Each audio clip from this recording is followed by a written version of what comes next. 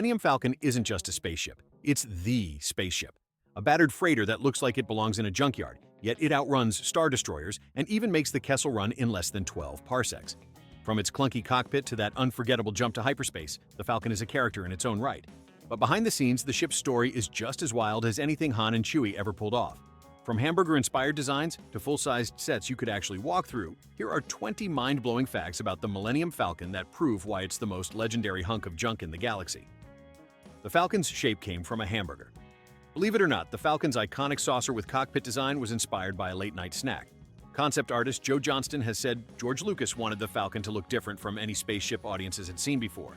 After scrapping an earlier long, thin design, which later became the Rebel Blockade Runner, Johnston came up with the saucer body after staring at a hamburger with an olive on the side. The bun became the ship's circular hull, while the olive became the off-center cockpit. Add two mandibles to the front, and you've got a ship that's instantly recognizable but still looks like it might fall apart at any moment. That accidental midnight craving gave Star Wars its most famous starship, proving sometimes dinner can change movie history. The first Falcon was scrapped at the last minute. Originally, the Millennium Falcon looked completely different. The first design was a long, skinny ship with a cylindrical body and radar dish on top.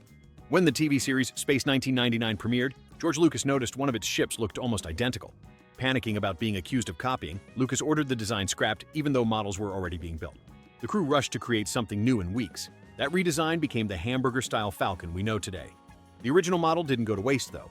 It was repurposed as the Tantive 4 Blockade Runner, the ship that Princess Leia uses to escape at the start of A New Hope. So the Falcon's first life wasn't totally lost, it just got a new role in the same movie. A full-scale Falcon was actually built for A New Hope. The filmmakers didn't just build miniatures, they constructed a full-size Millennium Falcon exterior in England. Measuring over 80 feet long, it filled an entire soundstage at Elstree Studios. Crew members could walk around it, and actors climbed the ramp just like in the movie. It was so large that moving it required cranes and custom rigs. The set was later destroyed after filming wrapped because it was too expensive to store. A new version was rebuilt for The Empire Strikes Back and Return of the Jedi. Imagine walking onto set and seeing a full-sized spaceship parked in front of you. That's why actors often said filming Star Wars felt like living inside another world. So tell me, if you could climb aboard any movie spaceship for real, would it be the Falcon, the Enterprise, or something else? Drop your pick in the comments and smash that like button if you'd ride shotgun with Chewie. The cockpit was filmed like a simulator. The Falcon's cockpit is one of the most iconic sets in cinema, but filming inside it was no picnic. The set was built as a partial shell with walls packed tightly around the actors, making it swelteringly hot under studio lights. To create the illusion of stars streaking past during hyperspace jumps, ILM projected moving star fields outside the cockpit windows. Actors often said it felt like flying in a real simulator, complete with shaking hydraulics to mimic turbulence. Because it was so cramped, camera operators had to wedge themselves inside to film over shoulders or through tiny gaps. Harrison Ford once joked that the Falcon's cockpit gave him back pain for life. But that claustrophobia worked in the movie's favor. The cockpit scenes feel chaotic and intense because the actors really were crammed into a tiny, buzzing death trap. The Falcon nearly bankrupted the first movie. Star Wars was already stretching its budget in 1976, and the Millennium Falcon pushed it even further. Building miniatures, a full-scale set, and detailed interiors ate up thousands of dollars. George Lucas was so determined to make the ship look real that he demanded extreme detailing on the exterior, pipes, panels, scratches, and greeblies glued on by the dozen. The art department spent months attaching random plastic model kit parts to the Falcon's surface, turning it into the most intricate model ILM had ever built. Studio executives complained it was a waste of money for a hunk of junk, but Lucas refused to compromise. In the end, the Falcon's beat-up look gave Star Wars its signature lived-in-universe style. Without the Falcon, the galaxy might have looked way too shiny and clean. The ship had working hallways and rooms. Unlike most movie spaceships, the Falcon's interior wasn't just a set of disconnected rooms. For The Empire Strikes Back, production designers actually built interconnected hallways so the actors could walk from the cockpit to the lounge without cutting to another stage. This gave the ship a sense of realism, as if it were a fully functioning vessel instead of separate sets. Kids who watched the film immediately dreamed of running through those circular corridors and sitting at the Dejeric chess table. The only problem? The set was built in a way that didn't always match the Falcon's exterior. Fans with blueprints later noticed the interior couldn't possibly fit inside the ship's round hull. But honestly, who cares? When Han and Chewie argue in those hallways, it feels real enough. The Falcon may not be architecturally accurate, but it feels like home. Harrison Ford actually worked on the set before Star Wars. Harrison Ford was a part-time carpenter, and he put those skills to use on the Falcon. While waiting between scenes, Ford sometimes helped the crew with small fixes around the set. He reportedly assisted with repairing parts of the cockpit and hallways when props broke.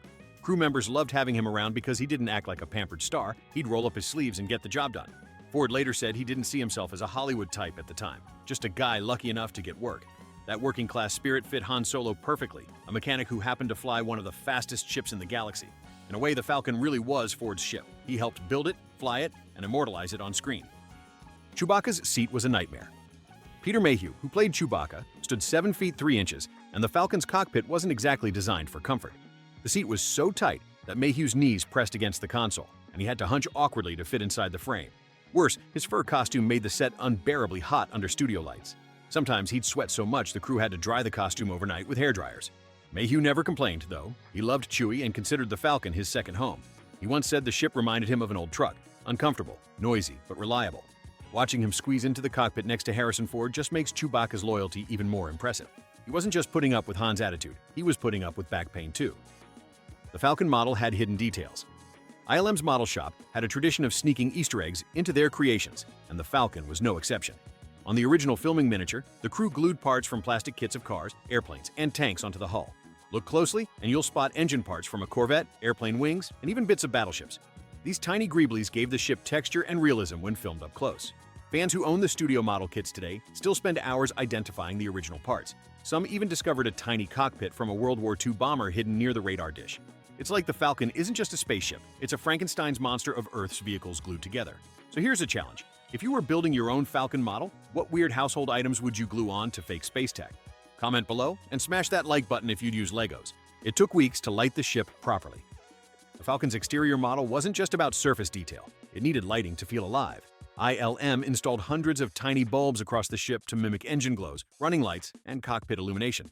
This was tricky in the 1970s, long before LED strips existed.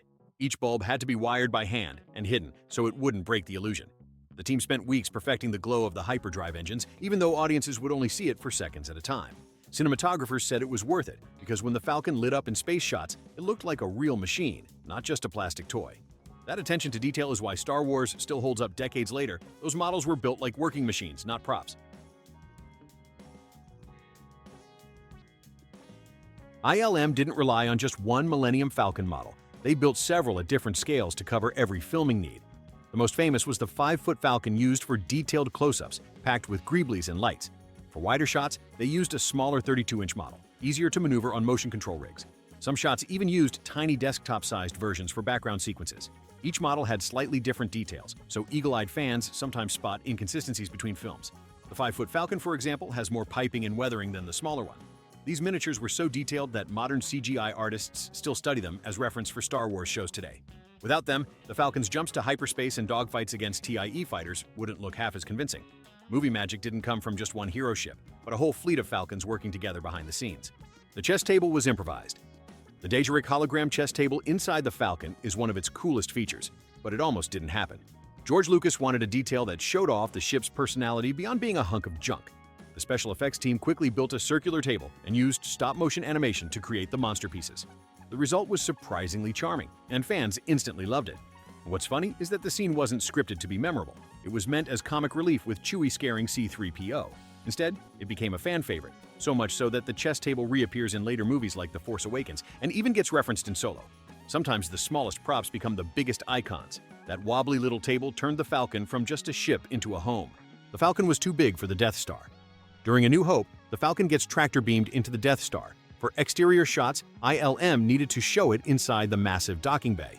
Problem? Their Falcon model was too large to fit convincingly into the miniature set. To solve this, the team built a smaller Falcon model just for wide shots. This meant there were multiple Falcons on set, big ones for close detail, small ones for distance. The trick worked so well that most fans never noticed. The docking bay scene is seamless, but behind the scenes it was all forced perspective and miniaturization. It shows just how far ILM would go to sell the illusion, building not just one Falcon but several, each designed for specific camera tricks. The Falcon keeps changing size. Star Wars fans love to argue about the Falcon's size, and for good reason. It changes from scene to scene. In some shots, it looks small enough to fit in a hangar with TIE fighters. In others, it seems massive compared to people walking up the ramp. That's because different models were built at different scales. The full-scale Falcon exterior was about 80 feet long, but miniatures ranged from a few feet to just a couple inches. Continuity didn't always line up, but most audiences never noticed thanks to clever editing. Today, Lucasfilm officially lists the Falcon as about 114 feet long, but even that doesn't match every scene. It's one of those movie magic inconsistencies that fans debate endlessly. But hey, it's a ship that made the Kessel Run in less than 12 parsecs. Accuracy was never the point. So tell me, Do you care about exact ship blueprints, or do you just love the Falcon for being scrappy and awesome? Drop your take below and smash that like button if you're in it for the charm, not the math. The Falcon was almost replaced in Return of the Jedi. For Return of the Jedi, George Lucas briefly considered retiring the Falcon and giving the rebels a brand new ship.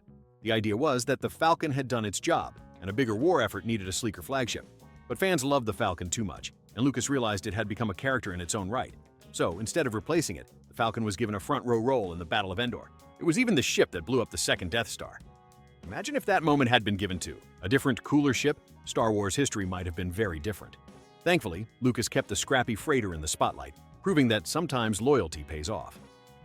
The Falcon returned decades later. When The Force Awakens hit theaters in 2015, one of the loudest cheers came when the Millennium Falcon appeared on screen again. The ship had been lovingly rebuilt using a mix of old blueprints and new set design, complete with updated greeblies and a fresh radar dish, since Lando lost the old one in Return of the Jedi. Director J.J. Abrams knew the Falcon's return would be an emotional moment for fans, so he staged it carefully. Rey calling it garbage, only for the camera to reveal the Falcon. That gag landed perfectly. The new Falcon was built at Pinewood Studios in England, and it became a tourist attraction of its own, with cast and crew often sneaking selfies on board. Even after decades, the Falcon still stole the spotlight. The Falcon's ramp broke constantly. The boarding ramp might look sturdy on screen, but it was notoriously unreliable on set.